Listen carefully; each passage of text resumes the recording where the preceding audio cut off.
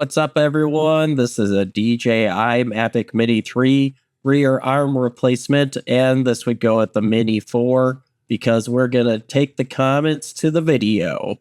Have you never thought to snip the individual wire and solder the wire back together and heat shrink it to cover the solder connection? And I didn't think to do that right away, but anyways, I decided I would try it because I think it's such a better idea. So this is that video. Sorry if I sound a little stuffy here. I am a little bit under the weather, but I gotta make you guys these videos. So here we got the arm replacement, and we will get this installed, just making sure it's the right arm. And here you'll need a PH000 screwdriver and a T5 screwdriver to remove the outer shell of the top part of the drone. And the PH000 screws are right here on the back where the battery goes, and the T5 screws are in the front. And I'm going to speed up this part of the video just to save you guys some time. Grab a metal pry tool or plastic pry tool and pry from the back where the battery goes in. And you'll start prying from right there. Make sure the SD card is removed so you don't damage it. And then you'll be able to pry out the back. Once the shell is removed, you'll pull it off from the back to the front. And kind of like you're opening a book, I would say, and you can be a little bit tough with it, and then you just kind of rip it off, and it will come off and nice and good for you. So here it is. Boom, got it off. All right, so then we're going to grab our PH000 screwdriver and remove the two screws holding down the bracket that is, I think, has to do with the antenna, and it's just this black one right here on the top. And one of my screws actually fell into the drone. I had to later get it out. And it was taking me a while to get it out. I had to kind of shake it around. But anyways, we'll get these unscrewed. And then we'll get to the hard part, which is the soldering. And that part is the hardest part of this whole repair.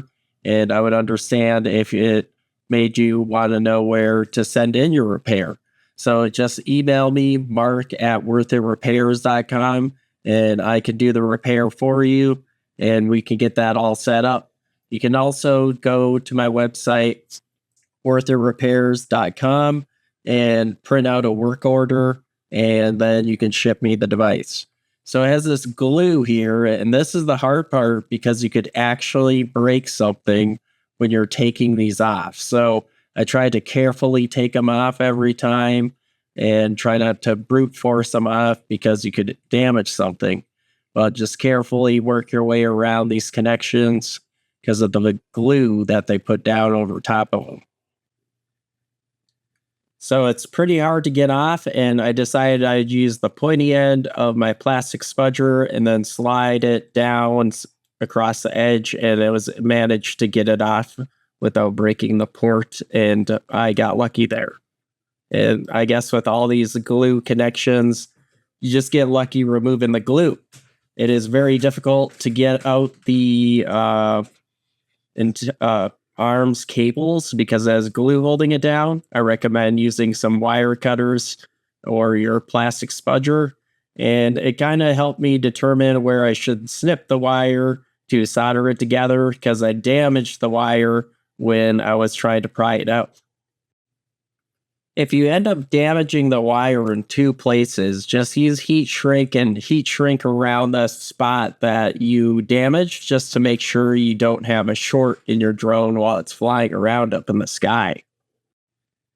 I highly recommend using your plastic spudger while you try to break the cables free, so then you can push and pry it out just like so, and then use some pliers to pull on the cable directly.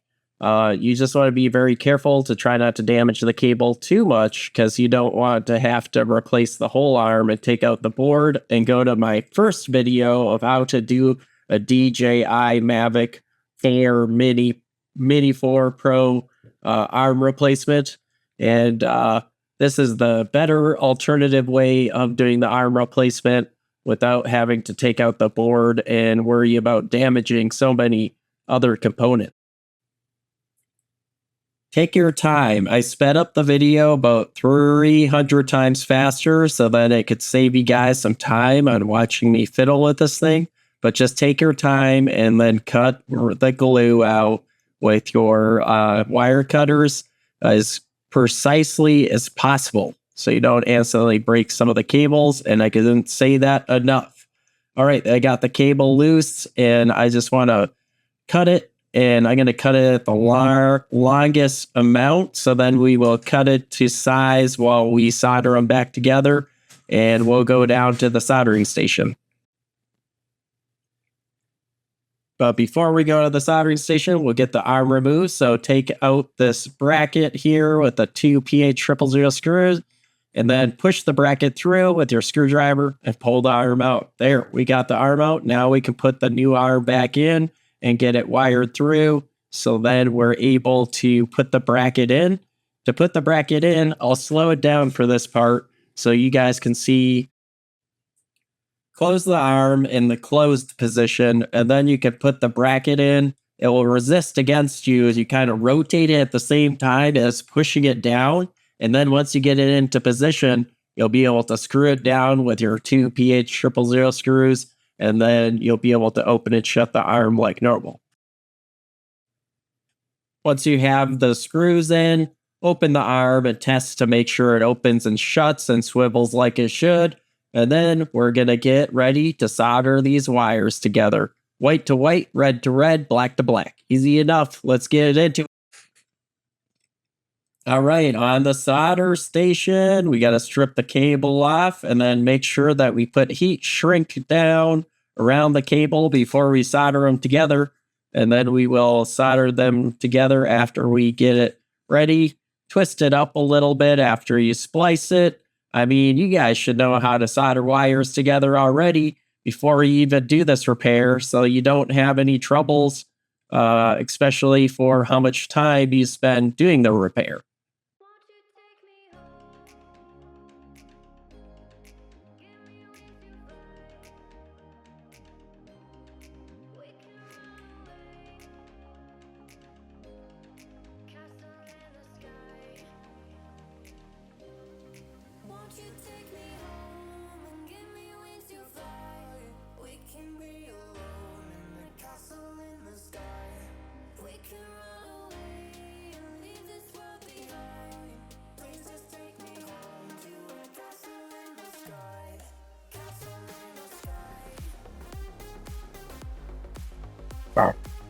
We're going to modify the new part a little bit and clip the cables a little bit shorter, and then we'll use our little clamp tool and clamp the wires together and roll them up together and grab a big wad of solder and just tin the solder right on the cable on the top and bottom side.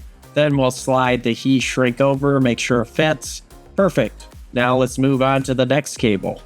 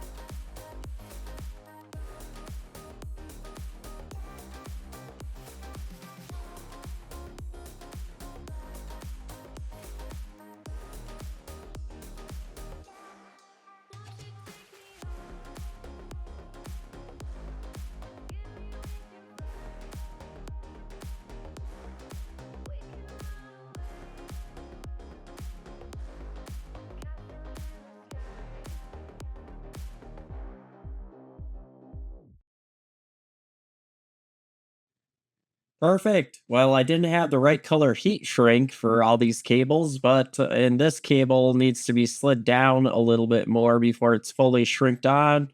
I messed up and it slid down a little bit. And don't fear, you're gonna have mistakes along the way during this repair. And you'll want to heat it up and then have the heat shrink, and then you'll be all set. And we're gonna tuck in the cables, and I'll show you how in just a second.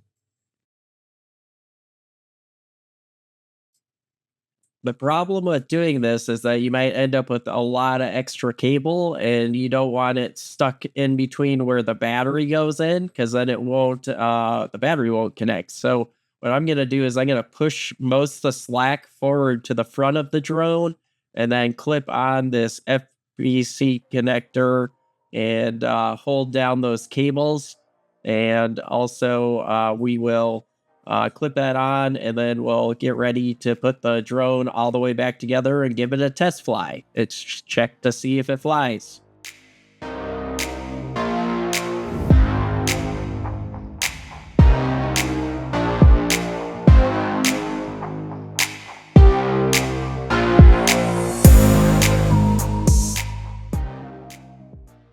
All right, we're gonna put back together the drone. Not fully. We won't put on the outer shell. We'll put on the battery, or put on the antenna, and connect everything, and put in the battery and test to make sure it turns on, and make sure it turns on and there's no warnings in the flight status, and get this thing put back on.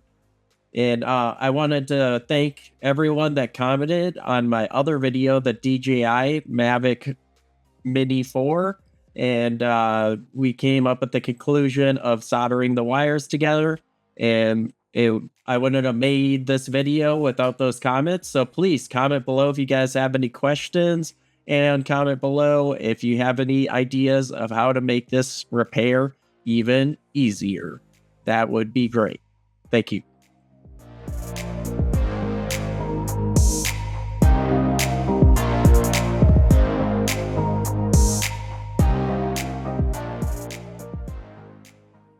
Perfect, it powers on, so we're going to get out our remote and check our overall status, and it looks like there are no other errors, which is perfect. And let's go give this thing a test fly during this windy day, and this thing still flew even though it was super windy out, and I kept it in the air for a little bit and flew it around, and I was happy with what I saw, and it was worth it.